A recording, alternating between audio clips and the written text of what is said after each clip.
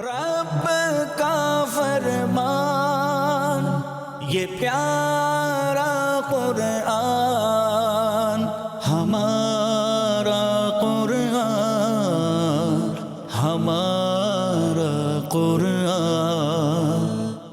الحمدللہ رب العالمین والصلاة والسلام علی سید المرسلین، اما بعد فاعوذ باللہ من الشیطان الرجیم، بسم اللہ الرحمن الرحیم۔ الصلاة والسلام علیک یا رسول اللہ، الصلاة والسلام علیک یا حبیب اللہ، الصلاة والسلام علیک یا نبی اللہ وعلی آلک واصحابک یا نور اللہ۔ مدنی چینل کے ناظرین، الحمدللہ ہمارا یہ پروگرام ہمارا قرآن رمضان کی خصوصی ٹرانسمیشن میں چل رہا ہے۔ رمضان کا اور قرآن کا بڑا گہرا تعلق ہے۔ اگر ہم دیکھیں تو ماہ رمضان ہی میں اللہ پاک نے اپنا یہ پیارا کلام نبی پاک صلی اللہ علیہ وسلم پر اتارا، اور رمضان ہی میں اس کی تکمیل ہوئی، اور قرآن پاک میں رمضان المبارک کی اہمیت، فضیلت و احکام کو بیان کیا گیا۔ حدیث پاک میں بھی آیا کہ روزے اور قرآن بندے کے حق میں کل قیامت کے دن شفاعت کریں گے، اور ان کی شفاعت قبول کی جائے گی۔ قرآن کریم بڑی پیاری کتاب ہے۔ اگر اس کو ہم ایک اور کانٹیکسٹ میں دیکھیں کہ تاریخ انسانی کی مستند ترین کتاب قرآن کریم ہی ہے۔ اگر ہم دیکھیں جتنی معلوم تاریخ ہے اس میں مختلف کتابیں پائی جاتی ہیں، مذہبی بھی، غیر مذہبی بھی، دینی بھی، غیر دینی بھی، آسمانی بھی، غیر آسمانی بھی۔ تو اگر اس کانٹیکسٹ میں ہم دیکھیں تو قرآن کریم تاریخ کی وہ واحد پرانی قدیم ترین کتاب ہے کہ جو مستند ترین صورت میں ہمارے پاس موجود ہے۔ یہ کتاب ہدایت ہے، یہ کتاب شفا ہے، یہ کتاب رحمت ہے قرآن کریم، اور یہ قرآن کریم کتاب انقلاب ہے۔ اگر ہم دیکھیں قرآن پاک کے حوالے سے، اور اللہ رب العزت نے اپنے بارے میں اور خود نبی پاک صلی اللہ علیہ وسلم کے بارے میں مختلف مقامات پہ ایک بات ارشاد فرمائی۔ میں آپ کو آیت کریمہ پیش کرتا ہوں، آپ سماعت فرمائیے۔ اللہ ولی الذین آمنوا اللہ مسلمانوں کا والی ہے، ویخرجہم من الظلمات الی النور، انہیں اندھیروں سے، مسلمانوں کو اندھیروں سے نور کی طرف نکالتا ہے۔ والذین کفروا اولیاؤہم الطاغوت اور جو کافر ہیں ان کے حمایتی شیطان ہیں۔ یخرجونہم من النور الی الظلمات، وہ شیطان انہیں نور سے اندھیروں کی طرف نکالتے ہیں۔ فرمایا اولئک اصحاب النار یہی لوگ دوزخ والے، جہنمی، ہم فیہا خالدون، یہ ہمیشہ اسی میں رہیں گے، ہمیشہ جہنم میں رہیں گے۔ اس آیت کریمہ میں اللہ رب العزت نے اپنے لیے یعنی اللہ تعالیٰ کا ایک وصف بیان فرمایا، مسلمانوں پہ رحمت کی ایک صورت بیان فرمائی، انسانوں پہ رحمت کی ایک صورت بیان فرمائی، وہ یہ وَيُخْرِجُهُم مِّنَ الظُّلُمَاتِ إِلَى النُّورِ، فرمایا کہ اللہ تعالیٰ انہیں اندھیروں سے نور کی طرف نکالتا ہے۔ ایک اور مقام پر سورۃ الحدید میں آیت نمبر 9 میں اللہ رب العزت نے اسی بات کو دیگر الفاظ میں بیان فرمایا هو الذي ينزل على عبده آيات بينات ليخرجكم من الظلمات إلى النور وَإِنَّ اللَّهَ بِكُمْ لَرَؤُوفٌ رَحِيمٌ، فرمایا وہی ہے کہ اپنے بندے پر روشن آیتیں اتارتا ہے کہ اے لوگوں تمہیں اندھیریوں سے اجالے کی طرف لے جائے، اور بے شک اللہ تم پر ضرور مہربان رحم والا۔ اب یہاں پر اللہ رب العزت نے اس بات کو ارشاد فرمایا کہ اللہ تعالیٰ وہی ہے جو جبریل امین کے ذریعے سے اپنے بندہ خاص محمد مصطفیٰ احمد مجتبیٰ صلی اللہ علیہ وسلم پر حکم اور ممانعت، حلال و حرام کے احکام پر مشتمل روشن آیتیں اتارتا ہے، تاکہ اے میرے نبی صلی اللہ علیہ وسلم کی امت یہ رسول تمہیں کفر، شرک، شک، جہالت اور مخالفت کے اندھیروں سے، ان چیزوں کے اندھیروں سے، کفر و شرک، مخالفت، ان کے اندھیروں سے نکال کر ایمان، توحید، یقین، علم اور موافقت کے نور کی طرف لے جائے، اور بے شک اللہ تعالیٰ تم پر ضرور مہربان اور رحمت والا ہے کہ اس نے تمہاری طرف اپنے حبیب صلی اللہ علیہ وسلم کو بھیجا اور ان پر قرآن پاک کی آیات نازل کی۔ چنانچہ سورہ ابراہیم آیت نمبر 1 میں اللہ تعالیٰ ارشاد فرمایا لِتُخْرِجَ النَّاسَ مِنَ الظُّلُمَاتِ إِلَى النُّورِ، تاکہ آپ لوگوں کو تاریکیوں سے نور کی طرف نکالے۔ تو 3 مقامات پر یہ مضمون بیان ہوا کہ اللہ تعالیٰ اور اس کا رسول اور اس کی کتاب انسانوں کو، مسلمانوں کو تاریکیوں سے، کفر و شرک کے اندھیروں سے، بدعمالیوں، عداوت، گناہ، نافرمانی، بغاوت، ان اندھیروں سے نکال کر ایمان، پرہیزگاری، خلوص، احسان کے اجالوں میں لے کر جاتے ہیں۔ اس بات کو بیان کیا گیا۔ مدنی چینل کے ناظرین، جو تینوں مقامات سے میں نے آیات پیش کی، پہلی جگہ سورہ بقرہ میں فرمایا وَيُخْرِجُهُم مِّنَ الظُّلُمَاتِ إِلَى النُّورِ، یہاں پہ ظلم کی جمع آئی ظلمات،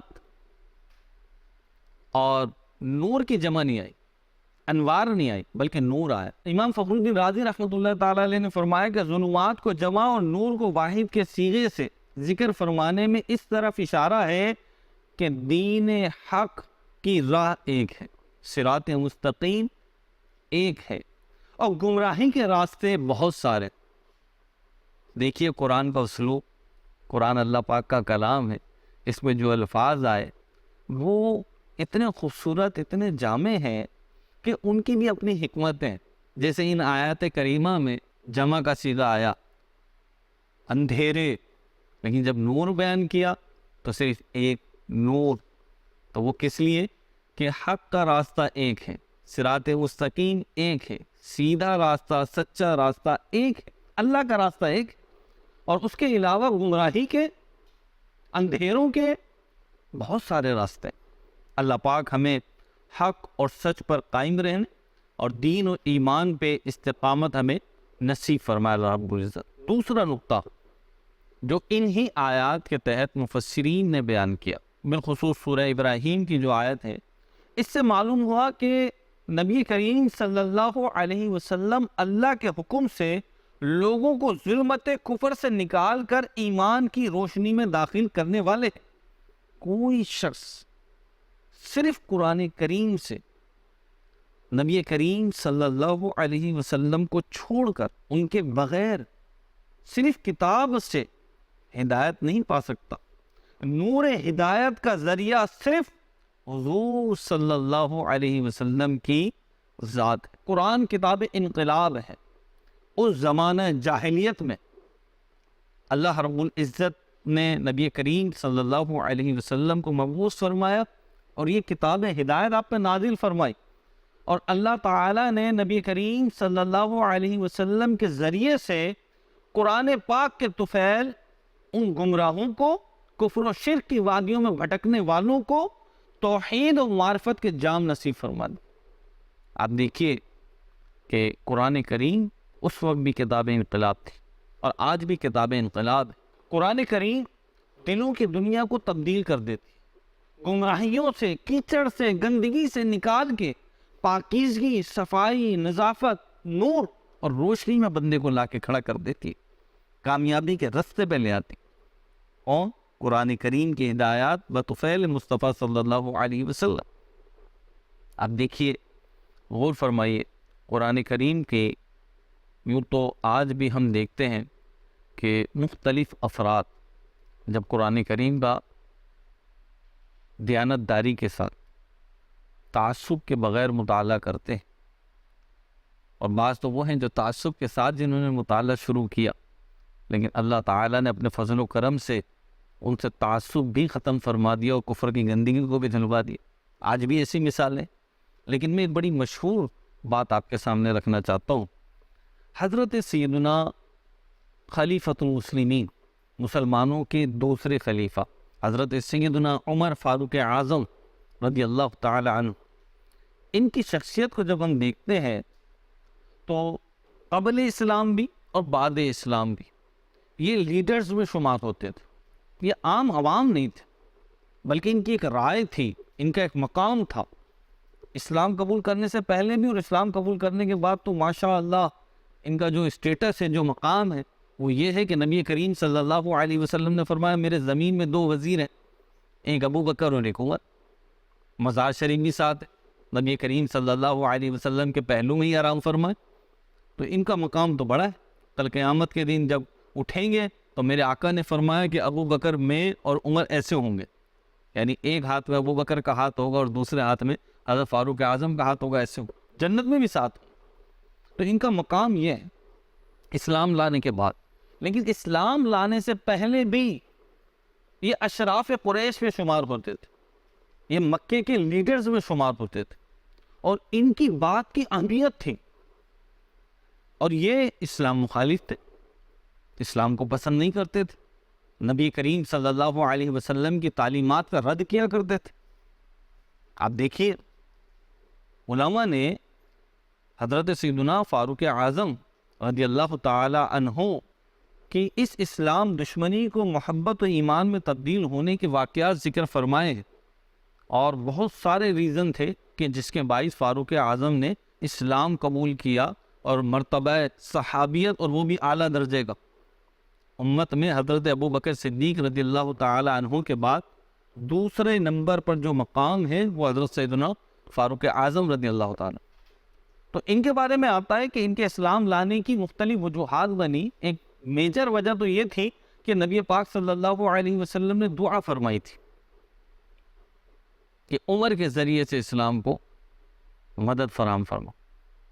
2 کے بارے میں یہ تھی کہ ان کے ذریعے سے یا اس کے ذریعے سے، ان کے نصیب میں تھا یہ ایمان لے کر آئے. لیکن جو واقعات بیان کیے جاتے ہیں 2 واقعات میں ذکر کرنا چاہوں گا اس کانٹیکس میں کہ قرآن کریم زندگیوں کو کیسے تبدیل کرتا ہے. حضرت سیدنا شریف بن عبید روایت کرتے ہیں کہ سیدنا فاروق اعظم نے خود اپنا اسلام لانے کے واقعہ بیان کرتے ہوئے خود ارشاد فرمایا کہ میں اسلام لانے سے قبل ایک بار تاجدار رسالت شہنشاہ نبوت صلی اللہ علیہ وسلم کو ایذا پہنچانے، تکلیف دینے کے ارادے سے باہر نکلا. یہ اسلام ابھی تک نہیں لائے تھے، یہ پرانی بات بتا رہے. باہر نکلا تو میں نے دیکھا کہ آپ صلی اللہ علیہ وسلم مجھ سے پہلے ہی مسجد حرام میں پہنچ کر نماز میں مصروف ہو چکے. آپ صلی اللہ علیہ وسلم کے پیچھے کھڑا ہو گیا. فاروق اعظم اپنی بات بیان کر رہے ہیں کہ میں آپ کے پیچھے کھڑا ہو گیا. آپ نے قرآن کریم کی تلاوت شروع کی تو میں قرآن کریم سن کر دنگ رہ گیا اور سوچنے لگا کہ قریش سچ کہتے ہیں، یہ واقعی شاعر ہے. ابھی میں یہ سوچ ہی رہا تھا، ان کے دل میں خیال آیا، وسوسہ آیا، شیطان نے ڈالا کہ شاعر ہے. بطور مذمت کے کہیں جا رہی تھی یہ بات، یہ تو شاعر ہے. ابھی یہ میں نے دل میں ہی سوچا تھا کہ آپ صلی اللہ علیہ وسلم نے سورۃ الحاقہ کی یہ 2 آیتیں پڑھی. إنه لقول رسول كريم وما هو بقول شاعر. بے شک یہ قرآن کرم والے رسول سے باتیں ہیں اور وہ کسی شاعر کی بات نہیں. کتنا کم یقین رکھتے ہو. فاروق اعظم کہتے ہیں کہ جب میں نے یہ سنا تو سوچا یہ شاعر نہیں بلکہ کاہن لگتے ہیں، کیونکہ ادھر میرے دل میں خیال آیا کہ یہ شاعر ہے، ادھر انہوں نے اس کی نفی کر دی. بات دل کی تھی، دل کی بات پہچان لی، گویا کہ کاہن. اب یہ ایک نیا خیال آیا. ابھی میں سوچ ہی رہا تھا، فاروق اعظم کہتے ہیں ابھی میں سوچ ہی رہا تھا کہ شاعر نہیں کاہن ہے، کہ انہوں نے دل کی بات جان لی. تو آپ نے سورۃ الحاقہ کی مزید 2 آیت، آیت نمبر 42 اور آیت نمبر 43، آیت نمبر 42 اور آیت نمبر 43 تلاوت کی. ولا بقول كاهن قليلا ما تذكرون. اور نہ کسی کاہن کی بات، کتنا کم دھیان کرتے ہو. آگے فرمایا تنزيل من رب العالمين. اس نے اتارا ہے جو سارے جہاں کا رب ہے. بس یہ سننا تھا کہ میرے دل میں اسلام کی محبت بیٹھ گئی۔ آئے تو تھے نقصان پہنچانے کے لیے، لیکن اللہ رب العزت نے ایسے اسباب کیے کہ قرآن کریم کے ذریعے سے ان کے دل میں اسلام کی محبت بیٹھ گئی، اور جو ان کے دل میں وسوسے آ رہے تھے اللہ پاک نے اپنے رسول کی زبان سے وہی تلاوت جاری فرما دی جو ان کے وسوسوں کا جواب تھی۔ اور پھر ایک اور واقعہ جو بیان کیا جاتا ہے جو زیادہ مشہور و معروف ہے فاروق اعظم رضی اللہ تعالی عنہ کے اسلام کے قبولیت کے حوالے سے، جو تفصیلی واقعہ ہے کہ فاروق اعظم رضی اللہ تعالی عنہ کیونکہ دین اسلام کو پسند نہیں کرتے تھے، اس دور میں مخالفت کیا کرتے تھے۔ فاروق اعظم فرماتے ہیں کہ میں ایک دفعہ تلوار لے کر نکلا تو گلی سے گزر رہا تھا، قبیلہ بنو زہرہ کے ایک شخص سے میرا سامنا ہو گیا۔ اس نے مجھ سے پوچھا اے عمر کہاں کا ارادہ ہے؟ تو میں نے کہا میں محمد بن عبداللہ صلی اللہ علیہ وسلم روح فدا۔ تو کہا کہ میں ان کو معاذ اللہ قتل کرنے جا رہا ہوں۔ اس نے کہا اگر تم نے محمد بن عبداللہ کو شہید کر دیا، یعنی نبی پاک صلی اللہ علیہ وسلم کو شہید کر دیا، تو بنو ہاشم و بنو زہرہ سے تمہیں کیسے امن حاصل ہوگا؟ فاروق اعظم نے کہا اس وقت لگتا ہے تم بھی اپنا دین تبدیل کر کے مسلمان ہوگا۔ طنز کیا آپ نے کہ تم مجھے دھمکی دے رہے ہو، لگتا ہے تم بھی اسی دین میں داخل ہوگا، اپنا دین تم نے تبدیل کر لیا ہے۔ اس نے کہا اے عمر کیا میں تمہیں اس سے زیادہ عجیب بات نہیں بتاؤں؟ تمہاری بہن اور بہنوئی دونوں تمہارا دین چھوڑ کر مسلمان ہو گئے، یعنی محمد عربی صلی اللہ تعالی علیہ وسلم کے دامن کرم سے وابستہ ہو گئے۔ بس یہ سننا تھا کہ فاروق اعظم کو پیش آیا اور یہ سیدھے اپنی بہن اور بہنوئی کے گھر چل پڑے، اور اس وقت آپ کی بہن سیدنا ام جمیل فاطمہ بنت خطاب اور آپ کے بہنوئی سیدنا سعید بن زید رضی اللہ تعالیٰ عنہ اس وقت گھر میں قرآن کریم کی تلاوت کر رہے تھے۔ جیسے ہی انہوں نے سیدنا فاروق اعظم کے آنے کی خبر سنی تو فوراً چھپ گئے۔ فاروق اعظم اندر گئے اور بہرحال قصہ مختصر یہ ہوا کہ آپ نے پوچھ گچھ کی، بہن کو تھپڑ بھی مار دیا اس بات پر۔ انہوں نے کہا ہاں ہم نے اسلام قبول کر لیا ہے۔ اے عمر حق وہ نہیں جو تمہارا عقیدہ ہے، اور سن لو میرا اعلان ہے اشہد ان لا الہ الا اللہ و اشہد ان سیدنا محمدا عبدہ و رسولہ۔ کہا کہ سن لو میرا اعلان ہے کہ اللہ ایک ہے اور میں نبی کریم صلی اللہ علیہ وسلم کی رسالت کی تصدیق کرتی۔ جب آپ پر حق واضح ہونے لگا تو آپ نے پوچھا تم لوگ کیا پڑھ رہے تھے؟ لاؤ اس کتاب کو لاؤ، میں بھی پڑھنا چاہتا ہوں۔ تو آپ کی بہن نے کہا کہ اس کے لیے پاک ہونا ضروری ہے، تو غسل یا وضو جو بھی تھا وہ کر لو۔ چنانچہ فاروق اعظم نے وضو کیا، ہاتھ منہ دھوئے اپنا، اور پھر قرآن پاک کی سورہ طہ پڑھنا شروع کی۔ جیسے جیسے قرآن پاک پڑھتے گئے دین اسلام کی محبت آپ کے دل میں اترتی گئی۔ کہنے لگے مجھے محمد صلی اللہ علیہ وسلم کے پاس لے چل۔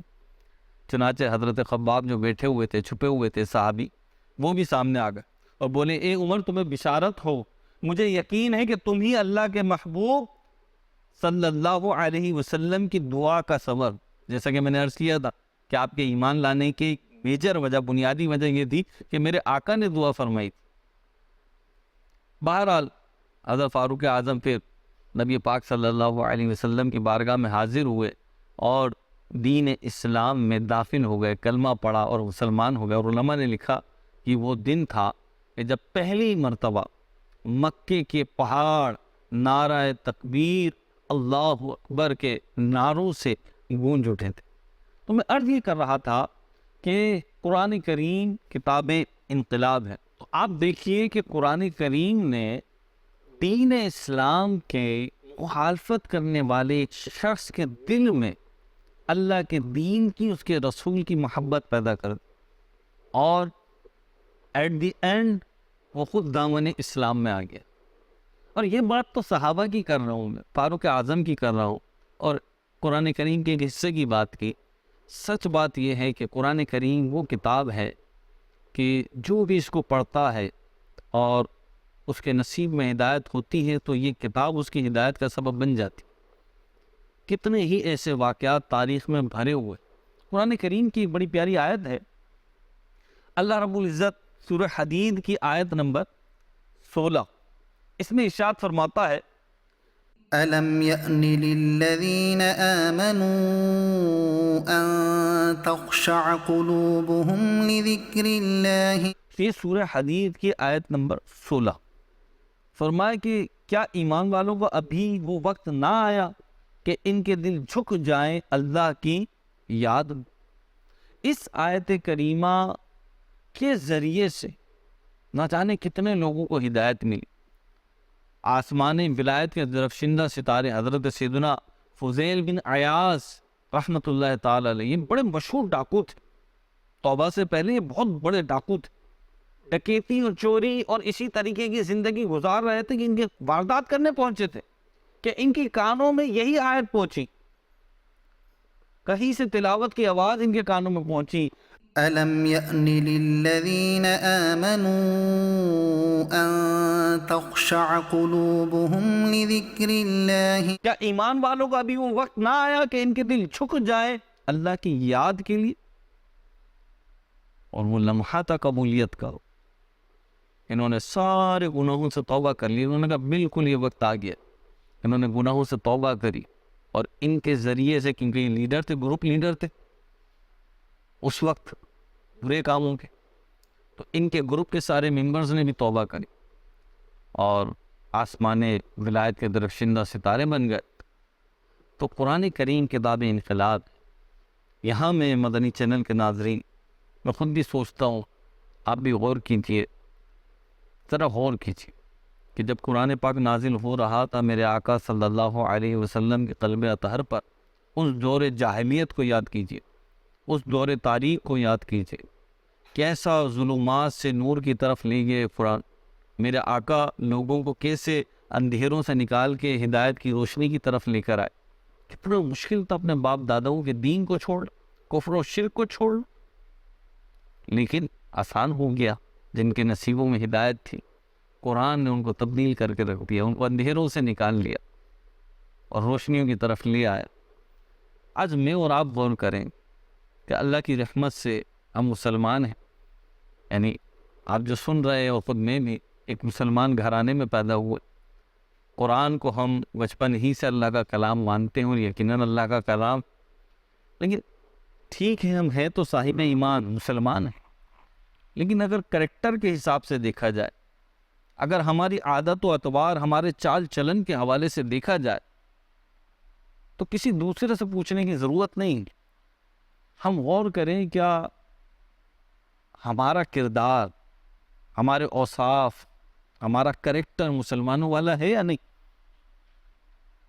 اس اعتبار سے سوچئے کہ یہ قرآن کریم جو ہمارے گھروں میں موجود ہے، ہمارے سامنے موجود ہے قرآن کریم، اس قرآن کریم کے ذریعے سے جب یہ نازل ہو رہا تھا تب بھی اور آج بھی کتنے ہی لوگوں کے کفر کے اندھیرے کو اس نے دھو دیا، اجالے میں تبدیل کر دیا، اس کے ذریعے سے ہو گیا. ہمارے گندے عمل، ہمارے گناہ کیا اس قرآن سے نہیں دھل سکتے؟ کہ یہ کتاب ہدایت ہمارے گناہوں کی تلافی نہیں کر سکتی؟ بالکل کر سکتی.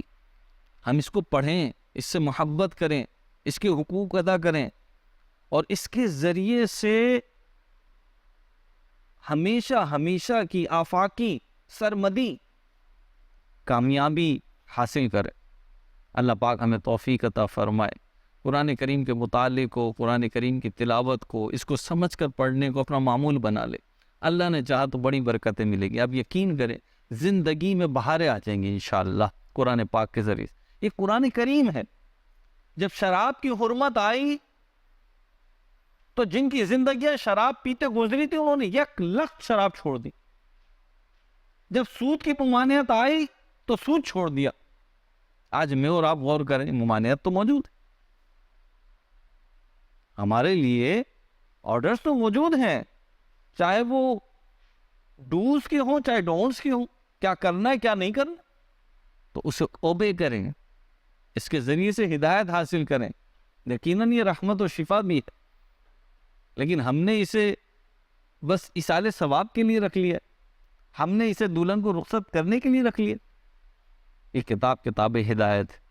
اگر آپ ہدایت حاصل کرنا چاہتے ہیں تو قرآن کریم کی تلاوت کریں، اسے سمجھ کر پڑھیں. میں نے پہلے بھی عرض کیا تھا، دوبارہ عرض کرتا ہوں کہ قرآن کریم کو تفسیر کے ساتھ پڑھیں۔ اللہ توفیق دے تو خزائن العرفان ایک مختصر سا تفسیری حاشیہ ہے، اس کا مطالعہ کریں۔ نور العرفان ہے مفتی احمد عرفان نعیمی رحمۃ اللہ تعالیٰ کا، بہت زبردست قرآن کا حاشیہ ہے، اس کا مطالعہ کریں، حاشیہ مختصر تفسیر۔ اسی طریقے سے صراط الجنان کا مطالعہ کریں، انشاءاللہ آپ کو قرآن کی برکتیں نصیب ہوں گی، اس کے ذریعے سے راحتیں نصیب ہوں گی انشاءاللہ۔ ہم ہیں تو مسلمان، لیکن ہمارے عمل میں جو اندھیرے ہیں، عمل کی دنیا جو ہے ہماری وہ اندھیری ہے، تو انشاءاللہ وہ بھی روشن ہو جائے گی۔ اللہ پاک ہمیں عمل کی توفیق عطا فرمائے۔ دیکھتے رہیے مدنی چینل۔ صلو علی الحبیب صلی اللہ علی محمد صلی اللہ علیہ وسلم۔ رب کا فرمان یہ پیارا قرآن